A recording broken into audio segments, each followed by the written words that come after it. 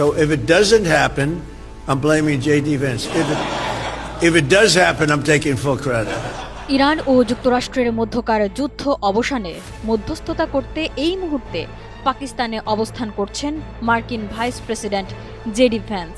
আর তার এই অতি গুরুত্বপূর্ণ কূটনৈতিক মিশন নিয়ে হোয়াইট হাউসে এক অনুষ্ঠানে বেশ মজার কিন্তু অর্থবহ মন্তব্য করেছেন president Donald Trump. If it does happen, I'm taking full credit. সম্প্রতি ইস্টার লাঞ্চ চলাকালীন এক অনুষ্ঠানে ট্রাম্প রসিকতা করে বলেন, যদি এই শান্তি আলোচনা ব্যর্থ হয় তবে আমি জেডি ভ্যান্সকে দায়ী করব, আর যদি এটি সফল হয় তবে এর পুরো কৃতিত্ব আমি নিজে নেব।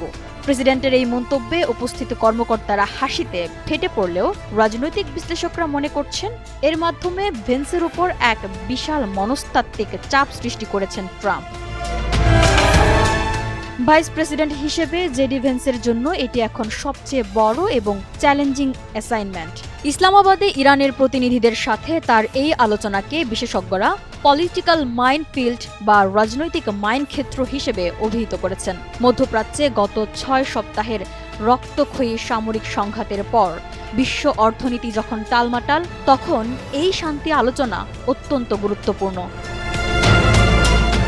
এই আলোচনা সফল করা ভেন্সের জন্য মোটেও সহজ নয়, কারণ তাকে বেশ কিছু কঠিন পক্ষকে সন্তুষ্ট করতে হবে।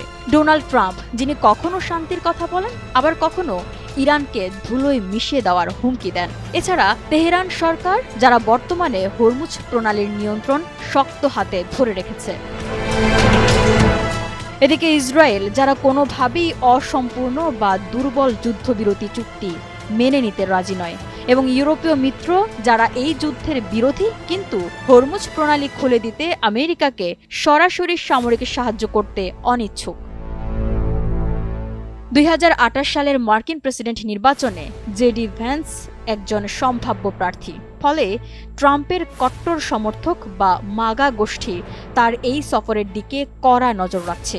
ইরাক যুদ্ধে অংশ নেওয়া সাবেক এই মেরিন সেনা ব্যক্তিগতভাবে বিদেশি যুদ্ধে মার্কিন হস্তক্ষেপের বিরোধী হিসেবে পরিচিত।